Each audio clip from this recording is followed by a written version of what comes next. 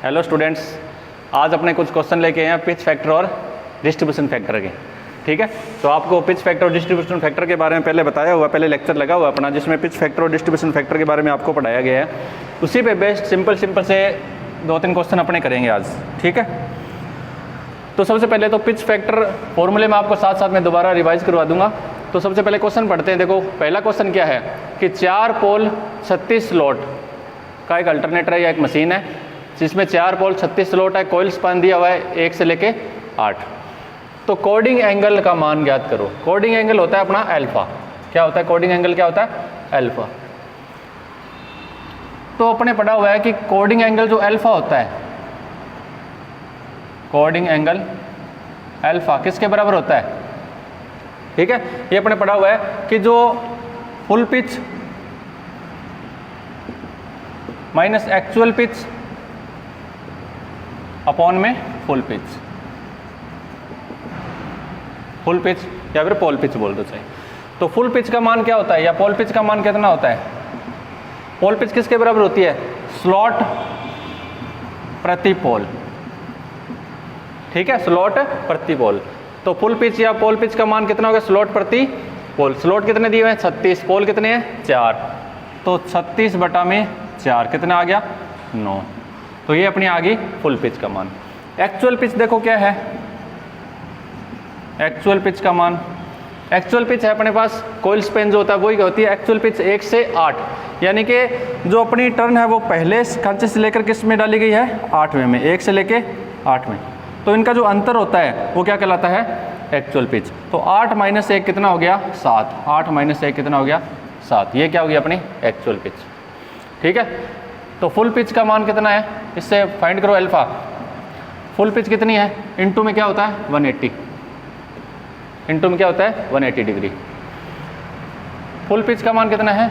9 minus actual pitch कितनी है? 7 बटा में फुल पिच कितनी है? 7 गुणा में 180 डिग्री। ठीक है, तो ये कितना रह गया? 2/7 गुणा में 9 आएगा यहाँ पर।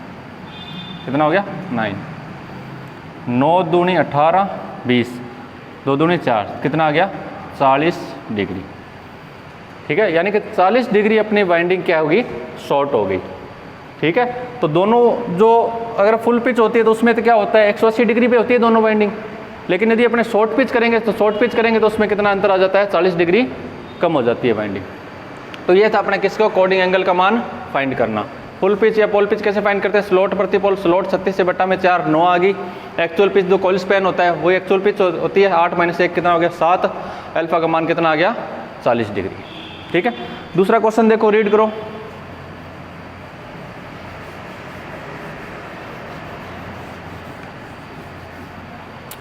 दूसरा क्वेश्चन क्या कहता है कि 24 स्लॉट और 4 पोल है। ठीक है, 24 स्लॉट और 4 पोल है, कॉइल स्पैन दिया हुआ 1 से 5। तो पिच फैक्टर का मान ज्ञात करो। पिच फैक्टर होता है केपी, या इसको केसी से भी लिखते हैं। केपी का मान क्या होता है? कॉस अल्फा बटे में 2। यहाँ पे अल्फा आपको बताया हुआ कि कोडिंग एंगल होता है। इससे पहले अपने क्वेश्चन, तो सबसे पहले अल्फा का मान ज्ञात करेंगे अपने। अल्फा क्या होता है? क्या होता है? Full pitch minus actual pitch बटा में एक्चुअल पिच गुणा में 180 डिग्री। तो देखो फुल पिच कैसे निकालते हैं? स्लॉट प्रति पोल। ठीक है, तो स्लॉट कितने हैं? 24। पोल कितने हैं? 4। कितना आ गया? 6। और कॉइल स्पैन कितना दिया? 1 से 5। तो कॉइल पिच कितनी होगी? 5 - 1 कितनी होगी? 4। तो वैल्यू पुट करो। 6 - 4 बटा में 6 गुणा में 180 डिग्री। पहले वाला क्वेश्चन था बिल्कुल वैसा ही क्वेश्चन है। कितना हो गया? 2/6 गुणा में 180 डिग्री करो।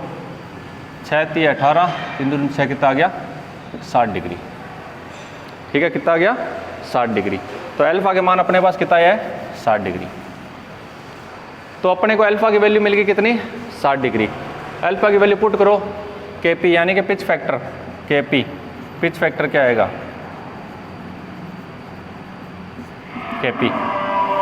केपी बराबर क्या हो जाएगा? कोस अल्फा का मान कितना है? 60 बटा में क्या है 2। तो cos 30 पे गया, cos 30, और cos 30 डिग्री का मान होता है 0.866। तो Kp का मान अपने पास क्या आ गया, 0.86। ये 2-3 मान है जो आपको थोड़े याद रखने पड़ेंगे। cos 30 डिग्री का मान कितना होता है, 0.866। cos का ज़्यादा यूज़ होता है इसमें। तो पिच फैक्टर का मान कितना आ गया, 0.866। ठीक है, आगे देखते हैं तीसरा क्वेश्चन।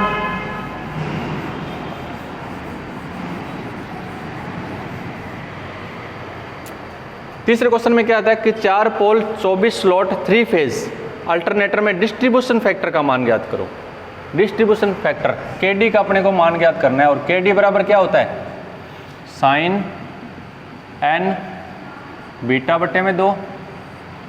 ठीक है, बीटा बटे में 2, n साइन बीटा बाई 2। यहाँ पर अपने को n की वैल्यू फाइंड करनी है, बीटा की वैल्यू फाइंड करनी है। तो सबसे पहले n क्या होता है, n होता है स्लॉट प्रति पोल प्रति फेज इनटू में फेज। तो मान ज्ञात करो n का। स्लॉट कितने हैं इसमें, 24 स्लॉट हैं, तो 24। ये जो सारा है आपको वीडियो में पहले बताया गया है कि ये कैसे फाइंड हो रहा है। ठीक है, ये फॉर्मूले बेस्ड क्वेश्चन है सारे। स्लॉट कितने हैं, 24। पोल कितने दिए हुए हैं, 4 पोल हैं। इनटू में फेज कौन से है, 3 फेज अल्टरनेटर है, तो 3 फेज हो गया। ये कितना हो गया, 24 बटा में 4 तिया 12, कितना आ गया 2। तो n की वैल्यू आपके पास कितनी प्राप्त होगी, 2। ठीक है, फिर अपने को प्राप्त करना है बीटा। बीटा क्या है, बीटा होता है 180 डिग्री बटा में पोल पिच,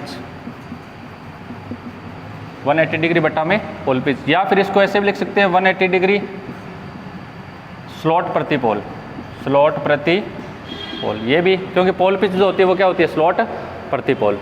वैल्यू पुट करो 180 बटा में पोल पिच या स्लॉट प्रति पोल। स्लॉट कितने हैं, 24, और पोल कितने हैं, 4, तो 24 बटा में 4। यानी कि पोल पिच कैसे निकालेंगे, पोल पिच बराबर क्या होगी, स्लॉट बटा में पोल। स्लॉट कितने हैं, 24, पोल कितने हैं, 4, तो कितने पे गया, 6 पे। ये क्या यहाँ पे क्या रख देंगे, 6, 6 3 18। तो बीटा का मान कितना आ गया, 30 डिग्री। बीटा का मान कितना आ गया, 30 डिग्री। अब अपने को KD में वैल्यू पुट करो सारी। ठीक है,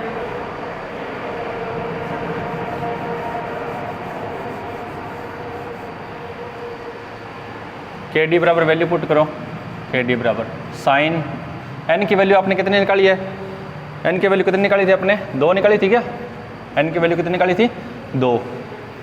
साइन n की जगह क्या रखोगे, 2 गुणा में बीटा की वैल्यू कितनी निकाली है, 30, 30 बटा में 2 डिवाइड बाय n का मान कितना है, 2, 2 पुट कर दो गुणा में साइन का साइन, बीटा की वैल्यू कितनी निकाली है, 30, 30 बटा में 2। अब इसको कैलकुलेट कर लेना आप लोग।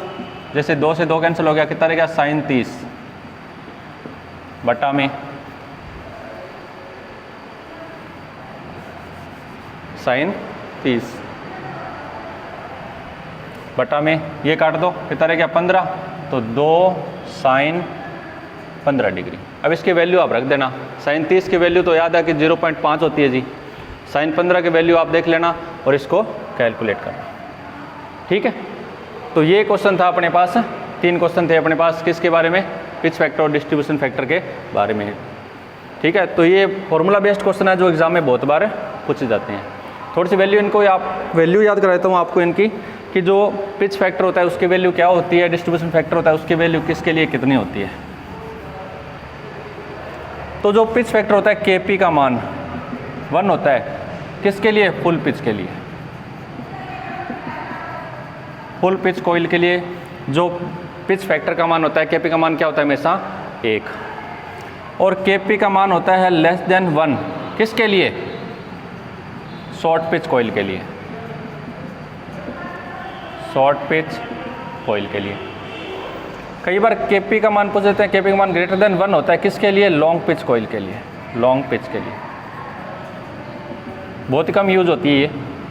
ठीक है, तो एग्जाम में डायरेक्ट इन पे क्वेश्चन पूछे जाते हैं इन पे कि पिच फैक्टर का मान 1 कब होता है, फुल पिच कोइल होगी तब। शॉर्ट पिच कोइल में KP का मान क्या होता है, 1 से कम होता है। और Kp का मान 1 से अधिक कब हो सकता है, लॉन्ग पिच कोयल में। इसी तरीके से अपने डिस्ट्रीब्यूशन फैक्टर का भी मान ज्ञात कर सकते हैं, Kd का मान 1 होएगा जब क्या होगी, कंसंट्रेटेड वाइंडिंग यूज होगी, कंसंट्रेटेड वाइंडिंग में। इसमें कौन सी होगी, कंसंट्रेटेड वाइंडिंग या डिस्ट्रीब्यूटेड वाइंडिंग यूज होती है। तो Kd डिस्ट्रीब्यूशन फैक्टर का मान 1 होएगा कब, जब कंसंट्रेटेड वाइंडिंग अपने यूज़ करते हैं, और Kd का मान कम होएगा 1 से कब, जब डिस्ट्रीब्यूटेड वाइंडिंग यूज करते हैं, डिस्ट्रीब्यूटेड वाइंडिंग इज यूज्ड। ठीक है, डिस्ट्रीब्यूटेड वाइंडिंग में किसका डिस्ट्रीब्यूशन फैक्टर का मान 1 से कम होता है और कंसंट्रेटेड वाइंडिंग में क्या होता है, 1 होता है। ठीक है, तो ये था अपना आज का लेक्चर। तो मिलते हैं नेक्स्ट वीडियो में। Thank you.